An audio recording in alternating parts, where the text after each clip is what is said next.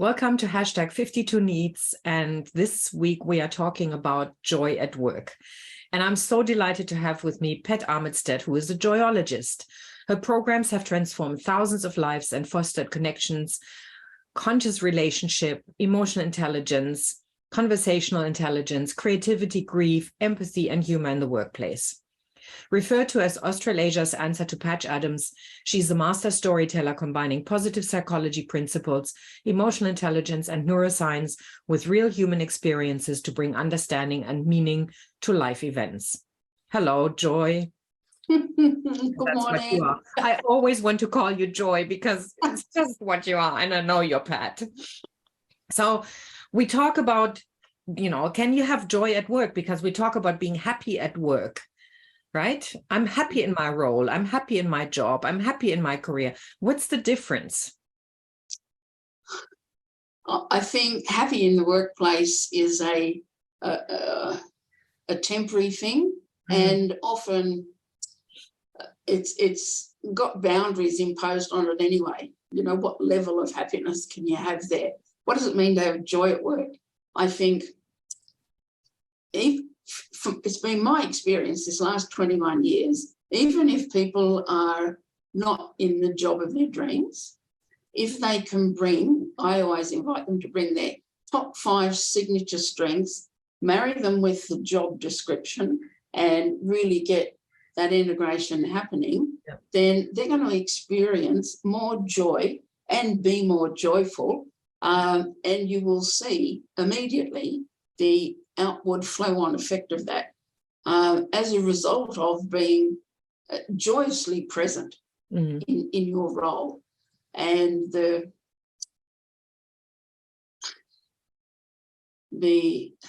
I've just seen so many times how it's not so much what happens to you, but what happens to those around you, because people can ask, what are you on? And there's a level of serenity that comes in there too, which links back to equanimity, which we were talking about on the other episode. So when you can be a calm presence and you're connected, you're tuned in, tapped in, tuned in, turned on by those around you, people know. People know. And the energetic shift that can occur is incredible. Have you watched by any chance Ted Lasso? Ted Lasso? It's a TV series on Apple. No. And it's all about a football coach, an American football coach who goes to the UK to train soccer or English football. He's never done that in his life. And he's set up to fail. That was the whole point. But he transforms everything. And he brings this joy and this serenity with him. I mean, he's a complex character. But he creates joy in the team in a very interesting way. And it's the one TV series that got me through 2021. Because, and I'll be honest, I have never done that ever in my life. I watched this, they had 2 seasons. I think it was 24 episodes. I watched them back to back 3 times. Because it was about redemption. It was about forgiveness. It was about holding up people to their highest potential. It was about empowering leadership. It was about all of those things that I cheer for. And it was just wonderful to see that, because in sports teams, it's really obvious, right? When there's joy, when the team celebrates together, and it's not just about the achievement of having won. It's about doing it together as a team, because there is that connection, and it's everybody knows what they're doing. People feel competent. And they have there's autonomy. I mean, all of those crucial needs that we need to have as adults are being fulfilled when you win as a team. Yeah. And look, I think for all of those things, I've been watching just this week, there's a documentary put out featuring the Dalai Lama and Desmond Tutu. I don't know if you've seen that. No. Well worth watching. I'll share the link. And the wisdom and gems, in case it came up, I bought they identify 8 pillars of joy. And there's some of the words you've just mentioned. Perspective, how we see things, being able to demonstrate and feel humility, humour, acceptance, forgiveness, gratitude, compassion, and generosity. Yes. So, bringing those, and I think joy's the engine for that. It's I've been using the term joyful empowerment for a long time. And it's even if you're moving through difficult times, adversity, things have happened, you can still harness joyful empowerment by grasping on to some of those things, and it won't be all of them all at once, but and seeing how they can pop you through to the next experience. And the other thing is that the map of consciousness, which you might be familiar with. I've got a chart here. Joy on there resonates on a scale of 540, and it's a place where you are at one. So, you're at one with yourself, but there's also the unity consciousness. And you hold a life view where you feel complete. Not that you haven't got lessons to learn and things to do, but there's that sense of, I'm good. And, the emotion is serenity. Yeah. So joy is not laughing your head off, although that can help. It's more in the workplace.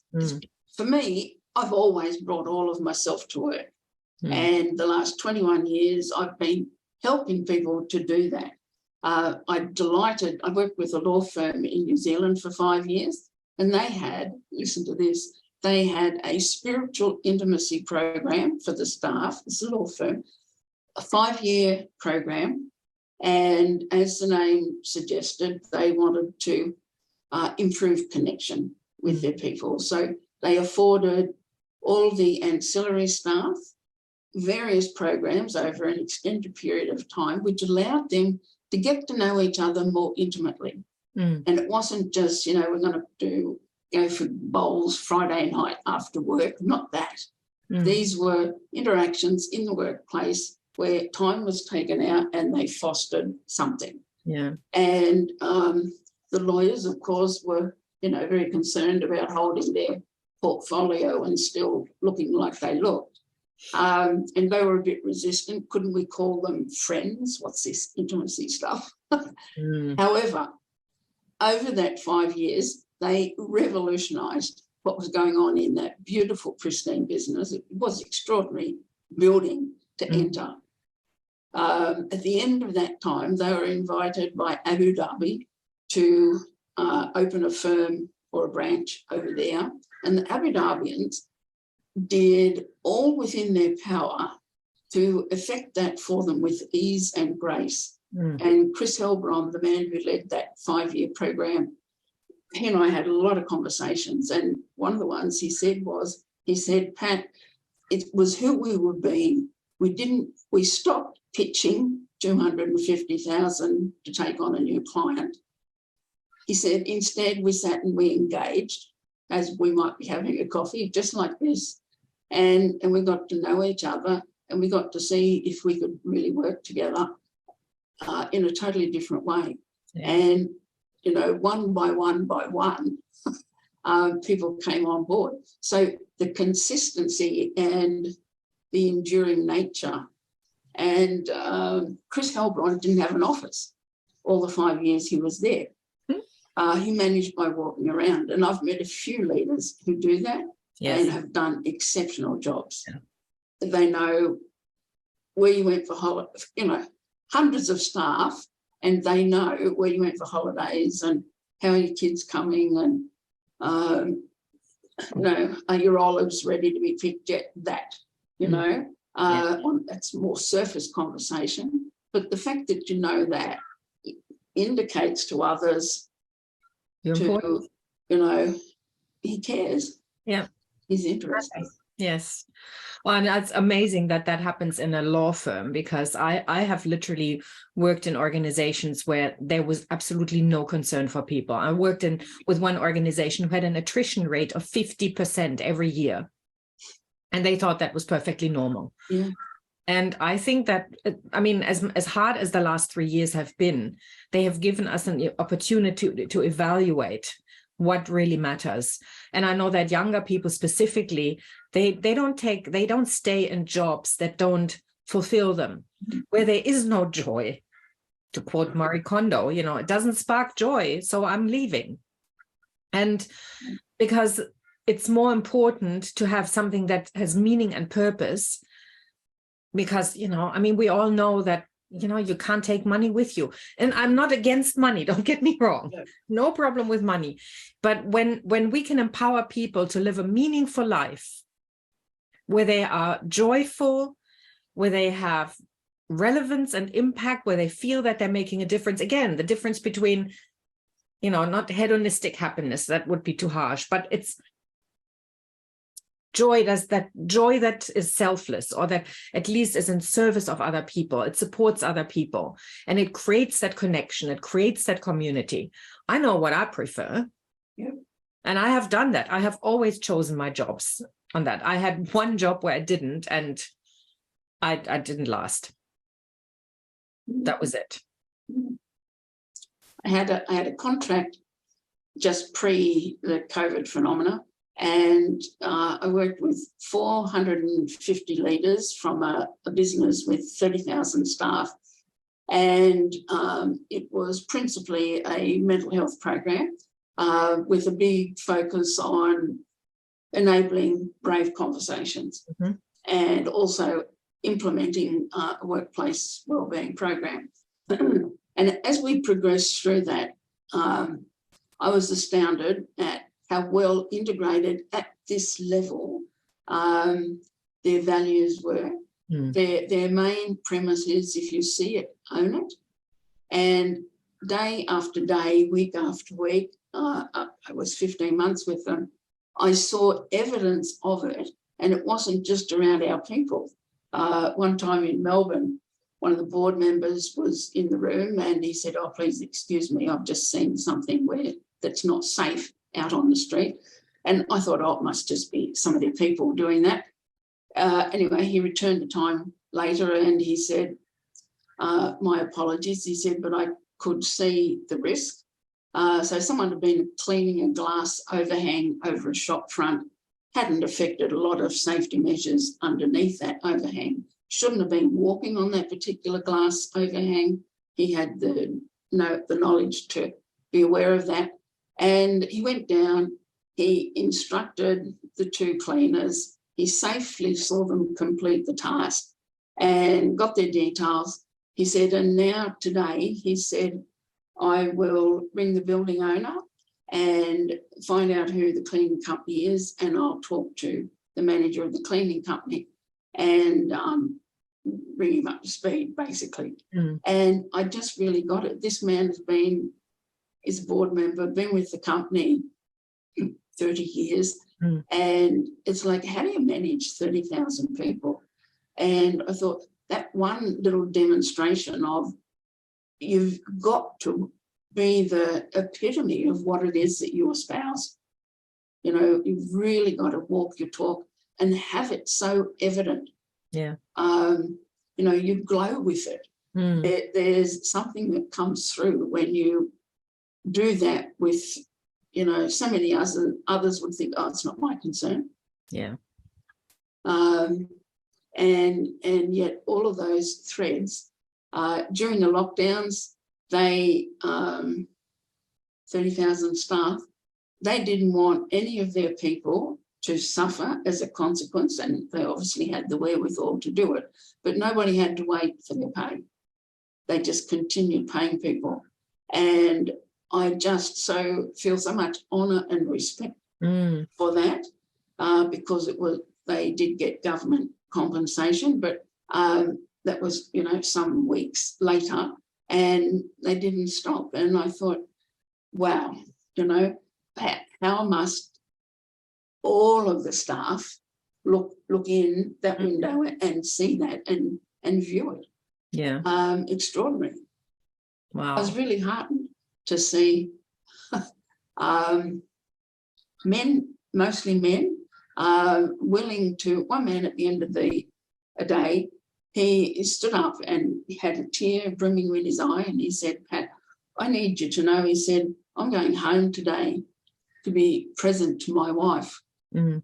I never knew until you explained things, but my wife has anxiety and has had for some time, and I didn't know," and tears were trickling. And his peers in the room stood up and just gave him this standing ovation, and I just was astounded. I thought that the ripple effect impact of this is just enormous. He'll go home and his wife will say, "What happened?" And all of his team that he led when he comes to work the next day. So we've got to help people shift perceptions, and I haven't got my glasses on at the moment, but to see through a new lens and see with new eyes, so to speak, is a gift we can give. And I'm really connected at the moment to my age and to my wisdom that's come with that, and what I can give now as an elder, as well as the joyologist, and honour that in all of those who are out there in the workplace as well. Well, I resonate with that very much. So I'm feeling like I have, I've been like you, I've been in doing this work for a very long time, and I feel that I'm finally getting it. It's not that I haven't done good work before, but I know I feel that I'm owning a depth of understanding that I didn't have before, and that's also come out of the last couple of years. Yes. They've been terrible, and they've been absolutely wonderful. I have in my programs, I use graphics that are very simple. So they're photos of people. I've had numerous photo shoots, and they're either black and white with gray t-shirts, or they're black and white with yellow t-shirts. And the gray ones are about fog, and the yellow ones are about sunshine. And I came up with that at some point intuitively. I don't know, but it was reflected in the language. We can spread fog, or we can spread sunshine. Yeah. And it doesn't mean, and when I was preparing for our conversation, I realized that sunshine is not about being up. And I knew that before, so don't get me wrong. It's not about being up and just enjoying the happy emotions, whereas fog is the angry and all of that. It's how productively we use that. Yeah. But we don't talk about people spreading happiness. We talk about people spreading joy. And that's the equivalent of spreading sunshine. It comes from the inside. And that's something that I've been saying. It's like, it's not dependent on external circumstances. You make your own sunshine. That's the expression. Yes. Right?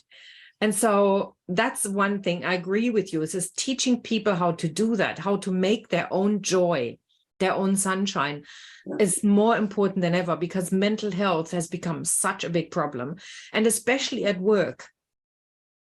Yes. And especially when people work alone from home, when life circumstances have changed so dramatically, we need to tap back into joy. Yeah. And so thank you so much for the work that you're doing.